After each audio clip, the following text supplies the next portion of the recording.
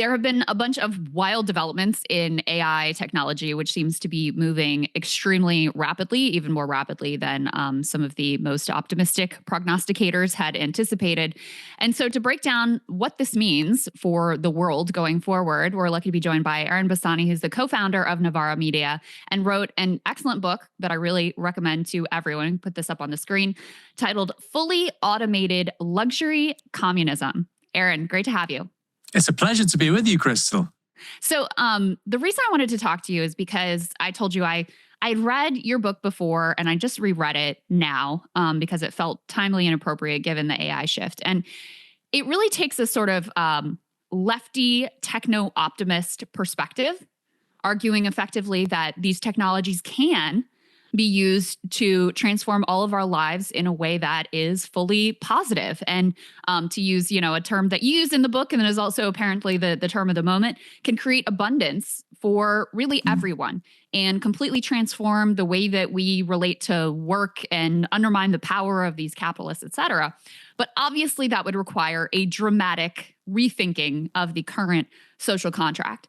And so I just wanted to get some of your thoughts on, how you're viewing this rapid AI development. Do you think it's a hopeful sign, or are you concerned, as many people are, that as we're sort of barreling towards the possible cliff of AGI and, workforce displacement, et cetera, we really haven't grappled either in the UK or here in the US with the consequences and what the fallout is going to be and the way we need to radically reorient our societies if this is going to be beneficial for all but a small handful of people.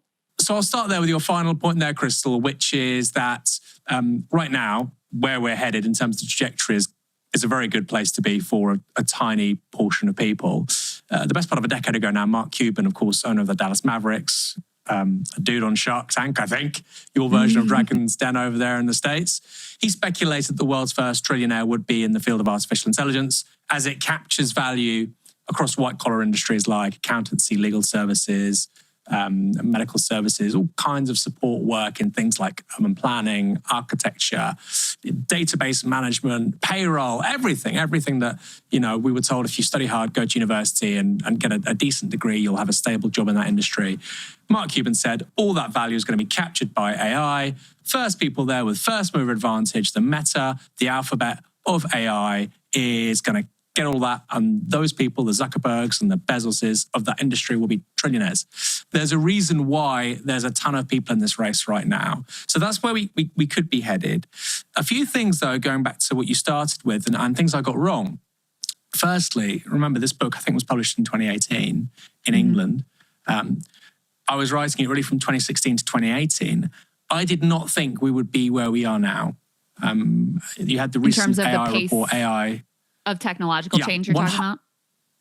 100%. I didn't think that now. And that's with regards to things like machine learning, the stuff you're seeing with generative AI. It's also the case with the human-like robots you're now seeing, particularly in places like China. I also didn't think that China's electric vehicle industry would be anything like as powerful as it is. Obviously, the book isn't just about AI and robotics. It's about renewable energy. It's about, off-world asteroid mining, et cetera, et cetera. Pretty much on every count, I didn't expect us to be this far advanced. And so those questions that I raised in the book are actually far more salient in 2025 than I thought they would be. Finally, and it's again something I overlooked, I kind of regret overlooking it, is the role played, Krystal, of geopolitics and great power politics. This rivalry between the US and China is clearly what is going to drive forward AI, technological change. And it's one of the reasons now being given by people as to why we shouldn't have guardrails. If the US has guardrails, well, then China's going to develop something really powerful and leave us behind, and the exact same conversations are happening in China. So lots of big questions. And I thought we would have maybe 20, 25 years before they were relevant. But I think before the end of this decade, Krystal, there's stuff that the left, progressives, basically anybody who cares about the future of society needs to get on top of, not just intellectually, but actually with a policy response. So let's take a look at some of the indications of that rapid development, focusing in sort of on AI. There have been a bunch of these. There's a new product out. I don't remember what it's called. That would have been helpful. But it allows you to create these video clips with simple prompts that are indistinguishable from reality. And people have been sharing these around, these like fake newscaster clips. Let's go ahead and take a look at a couple of those. In shocking news, J.K. Rowling's yacht sank with her on board after being attacked by orcas off the coast of Turkey. Breaking news. A Scottish fold cat named Big White has led an army of felines to seize Buckingham Palace, declaring itself the new King of Britain. Those are shockingly realistic, even if the content is a little preposterous. You also have a couple of troubling indications. And there's been research to this effect already, that some of these chatbots already engage in scheming to try to avoid having their priorities changed or avoid shutting down. There was this bizarre situation I'm sure you followed with Grok deciding to talk all about South Africa and white, quote unquote, white genocide and kill the Boer, which was in some ways, different from what its humans. In some ways, it was consistent with what the humans wanted it to do, but it was in some ways different as well. We can put though E3 up on the screen. ChatGPT ignored an explicit instruction to switch off in some tests that were being run. We can put the next one up on the screen, which is really wild. There was a test that was done with the Amazon-backed AI model where it, in order to, again, avoid being shut down, it tried to blackmail an engineer about not a real affair, but they'd given it access to these emails that indicated that an engineer was having an affair, and tried to blackmail this person with the affair to try to keep from getting shut down. I mean, it's funny, but it's also terrifying because we're only at this level of development. It makes you wonder. It seems like already humans don't have total control over these things. It makes you wonder when we get to that next stage of development, how sort of autonomous and out of the hands of the human developers these technologies are going to be. That's entirely right. The report I referred to a few moments ago, AI 2027, speculates that Q3 2027, so a little bit over 2 years from now, you'll start to see the full automation of research units within big artificial intelligence companies, which is to say AI will be building the AI, at which point we may see, this is pure speculation, we may see a J-curve with regards to the computational power, the problem-solving ability of artificial intelligence. Now, what I've seen in terms of people criticizing that, pushing it back, is, that's far too soon. That won't happen in 2 years' time. Well, even if you think it's going to happen in 10 years' time, that's not a particularly good rebuttal. Even if you think it's 20 years' time, I don't think that's a particularly good response. But it could happen within 2 years' time. And I think we should politically respond in such a manner as to presume that it's very soon. It's very imminent. And there's a few ways to look at this. So on the one hand, you might get an AGI, of course, right? You might get something which sounds like the Matrix or Skynet. Park that for a moment, because I think almost the conversation about an existential threat masks the far more likely and far more pernicious impacts of this stuff. Park that for a moment. If you do get a business, a private corporate entity with AI that can, augment its own intelligence to such an extent that all of a sudden you have just overwhelming superiority in pretty much every field of affairs, every industry. Imagine the value capture that's available to that company. It would be like a business discovering, the steam engine and having patent rights and nobody else can get it. Of course, that happened in the 18th century, with Watt and Bolton. But it was a very different, there wasn't a global market, there wasn't patent law like there is now necessarily. You would see something like the steam engine competing against the horse and cart in every major global industry really quickly. You would not want a single firm to have that kind of monopoly. You wouldn't want that kind of oligopoly either. And I think the far more pernicious threat rather than an AGI is basically what we've seen with big tech over the last 20, 25 years. Look what Amazon's done to your high street, okay? Look what Meta and Alphabet have done to kids' attention spans. Look what it's done to reported self-harm with regards to teenagers, et cetera, et cetera, et cetera. All these social harms from big tech, negative externalities. High streets in this country, Krystal, that they're destroyed because all that value has been captured by these really powerful global corporations in the United States. I would say 5x that. Right? Yeah. And that's the best case scenario. That's not the AGI scenario. That's the better case scenario. And I almost feel that people like Sam Altman, Elon Musk want to talk about AGI, so we don't talk about the wealth inequality, the regional inequality, the global inequality, because the only two countries in this race are China and the US. The only two countries. The European Union's not at the races. None of the global south is at the races. And so that, to me, is the big conversation. Even if you think AGI is not plausible, this is still a massive political challenge. Yeah. No, that's absolutely right. And to your point, some of the consequences may already be here. We can put E5 up on the screen. There was an article in the New York Times. I'm a LinkedIn executive. I see the bottom rung of the career ladder breaking. And, it makes sense that the type of work that new college grads tend to do, sort of like entry level office, white collar jobs, that would be the first place that you really spot an impact.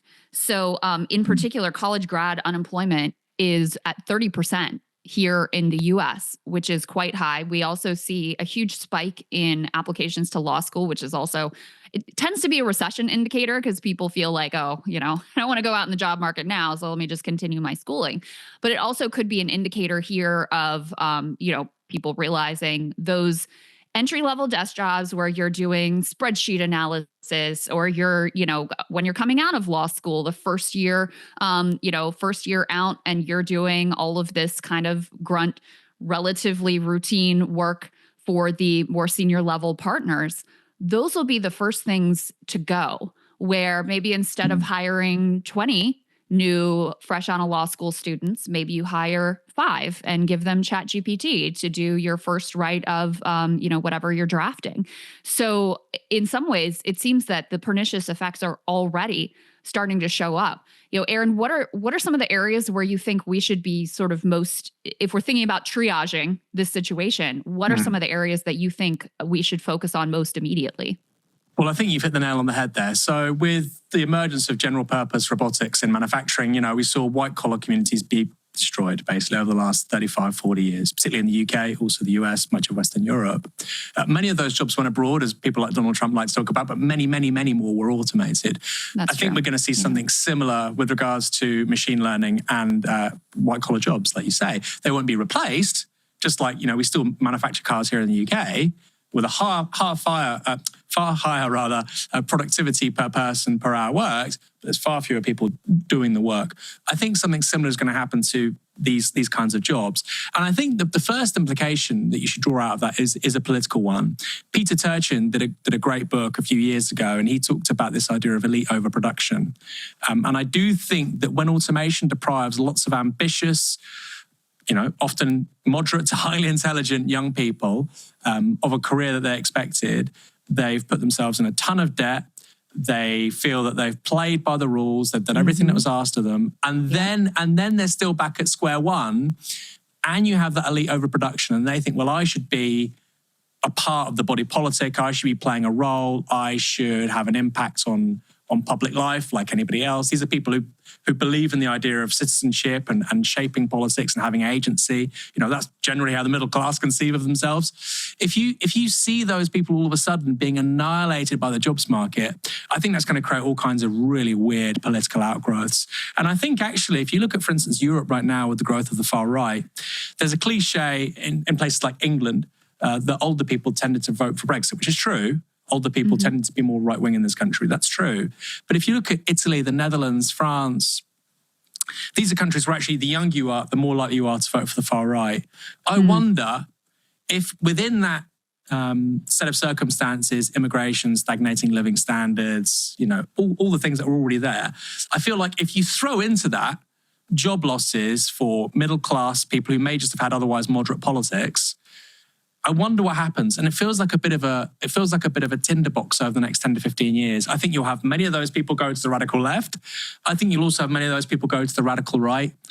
Identity politics of white supremacism, white nationalism, Euro nationalism, etc. And so that to me is the big thing that happens next, Krystal, because we're in the game of politics and analysis, but also persuasion. And that's something that I'm really worried about. Is that, the young guys today who are going to go work for McKinsey or for Deloitte or, a Magic Circle law firm, that's all taken away from them and they get highly politicized, they become proletarianized, downwardly mobile, and they break to the right. I think that's politically very, very concerning over the next decade or two. And so as a leftist, how do you think about that? And how do you think about the program that should be offered to combat that? Because I think it's abundantly clear that neoliberalism does not offer anything approaching an adequate solution to the problems of today, let alone the problems of tomorrow. Yeah, well, I think, we're going to have the right analysis on this. And like you say, the next question is, well, what's the propositional response? Right now, the nativist right will say to these young people who've just lost everything, and maybe I'm being a bit dramatic because they still have wealthy parents, they'll still inherit some wealth, but they certainly won't be as wealthy as their parents were, generally speaking. Yeah. The response should be, if you want a future, if you want to be part of a constructive political project, if you want to be somebody, if you want to be part of something bigger than you, then only the left can provide that. And I do think that's going to be tied up with a word that's now en vogue in the US, Krystal, which is abundance. I do think that's going to be tied up with that agenda. You can have a future of scarcity, or you can have a future of abundance. Scarcity, and this doesn't mean you have to adopt open borders as a leftist. I'm not saying that. But the emphasis on excluding others, only constructing a society where we all look and sound the same, I think if you look at the political economy of that project on the nativist, white supremacist right, I think going hand in hand with that is no real political, technological answer to the stuff we've just talked about, AI, machine learning, etc. Who owns these? Who benefits from these? Because ultimately, these are extraordinary tools. They have the ability to either create the world's first trillionaire, as I said, predicted by Mark Cuban, or, we can have free, publicly available, universal access to high-speed rail and buses within 10 to 15 years. Why not? And I think that has to be the agenda that we offer. But I think what's interesting for me, and again, it's something I got wrong, is I feel like the future will have aspects of the past. And I didn't really understand this when I wrote the book, but I feel like we're going to see a reemergence of 19th century politics, territorial annexation, ethnic identity politics, etc. That's going to go hand in hand with some really advanced, hyper-advanced technologies. And that's what makes the situation so hard to read, And you were kind enough to sort of invite me here because you read my book. A good book, a good novel to think of this all through is the book Dune, I think, which offers a really interesting prism. On the one hand, you have hyper-advanced technologies accompanying effectively a quasi-feudal political order. Yeah. And, we always presume that technological advance will go hand in hand with, social, political advance, or at least be linear progression. Right. I suspect we may start to see that sort of disconnecting. We might see societies moving away from equality under the law back towards feudal kind of social ties combined with artificial intelligence. And I know I might sound a bit crazy here, but I think that's the political project at hand, I think. I think anyone who's really paying attention already sees the signs of that. Naomi Klein, who actually came up earlier in the show, and I was talking to Emma Vigeland, she talks about this prepper mentality, but at the nation state level, where you're, and you see it in the US with Trump, we're going to take Greenland, we're going to take Gaza, we're going to take Panama, we're going to do this exploitative, like colonial style minerals deal with Ukraine, where it's, okay, we're not pretending that we care about democracy and human rights anymore, except when it comes apparently to white people in South Africa. That's all out the window. But we are going to do old school territorial acquisition and imperialism. He models himself after William McKinley, who was like a turn of the century president, and who was the first to sort of expand the US empire. He talks about manifest destiny. And it really is this like prepper mentality, except applied to an entire nation.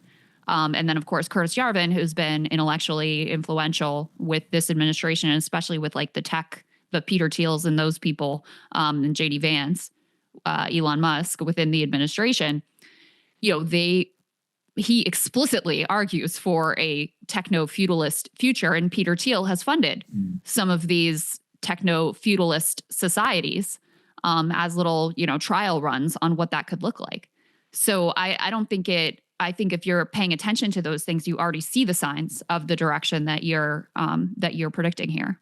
Well, I'm glad you agree, but if you listen to people in legacy media, most mainstream analysis, although it's slightly changing, they think that stuff is for the birds. But I couldn't agree more. Take Trump, for instance, with this his enthusiasm to have Afrikaner migrants, refugees come to the United States. You can almost see and look, I don't know Donald Trump. I've never met the man. I'm certainly not I'm not in the habit of ventriloquizing why people are doing things and what they might say to excuse their actions. But you can almost see Trump and the people around him saying, well, look, it's good European Afrikaner stock. I don't know if you watch rugby, Krystal, but, the South Africa team, they have lots of big Afrikaners, 6'10", 230 kilos. That's what they have in mind. Good white European stock comes to the US. And like you say, it's a mindset that sounds like something from 150, 200 years ago. Mm-hmm. But I feel like that's the world we're moving towards. And you have right now, and who knows, right? Because it's a very volatile political coalition that Trump has. But you have this extraordinary political coalition that includes people like that. And at the same time, people like Thiel, multi-billionaires, very, very powerful people who are at the forefront of technological innovation in the United States. But, of course, the big question is the United States going to remain at the forefront of global technological innovation? Because the other player in this whole story is the Chinese Communist Party. And for better or worse, they have a very different model with regards to politics. Implicitly, I think, has a critique of capitalism. It's a market society. But the politics of that society is not determined by big C capital. It's very different. It actually has a national interest at its heart and a people's interest at its heart that I think is fundamentally different to the United States and to European countries. So that, to me, is the intriguing conflict of the next several decades as we move, I think, towards AGI. Is what is that technology going to be programmed with? What's the social software that's going to accompany it? I don't think it's going to be the sort of liberal mores of the 20th century. I just don't think that's going to happen. I think we're seeing the end of the post-Second World War social liberal order. It's over. And the question is, what's it going to be replaced by? I think the left has hindered itself by repeatedly, for at least 15 years, by repeatedly tying itself to a failing, collapsing liberal social order. We have to understand that if we continue to do that, in the West at least, certainly in the Anglophone countries, there'll only be one game in town, which is the right. Yeah. And again, that might sound, hyperbolic. You're seeing signals of it now. I think particularly with young men, this is what really alarms me. I think if the next 5 years are like the last 5 years, you're almost looking at hegemonic politics of extremism amongst younger men. Yeah. And that should really worry people, I think. Last question for you, Aaron, before I let you go. I really appreciate you taking the time. You're, very insightful to get your thoughts on this. If you were advising a presidential candidate in 2028 and, put aside actually like what the polls would say, but just think in terms of the right policy, would you advocate for a freeze on AI development? Would you advocate for the government basically like buying and nationalizing these technologies? Like, what do you think is the correct direction at this point? I suppose if you had something of a freeze on it, the American deep state would get rid of you quite sharpish, right? If I don't know. I don't really believe in the American deep state anymore. I feel like they would have taken out Trump long ago. If the bond market, that's the real deep state, I think. True. No, you are right. That's true. But, I think there's a very real possibility that China, if you did put the guardrail, and this is something which people who I don't like politically, this is something they're saying, which is probably true, that if you didn't put guardrails on this stuff, if you did put guardrails on this stuff in the United States and the Chinese develop it, you are at a massive disadvantage. I think that's true. Yeah. So you have a couple of options, right? You work together to put guardrails on it. That would be my priority. Work with China to put guardrails. Yeah. 100%. Short of that, and if China's, short of that, my policy would be that the US government should have equity shares in any major company with a market cap above a certain amount developing AI. The United States government, the federal government, has to have a 5% equity stake in that business. We have to have people on your board. Sorry, it's just too important. That might sound quite radical, quite extreme. That's still a market economy, right? You've still got private businesses, but the point is people representing the body politic, the American citizen writ large, they'll be reflecting the kinds of decisions that those companies make.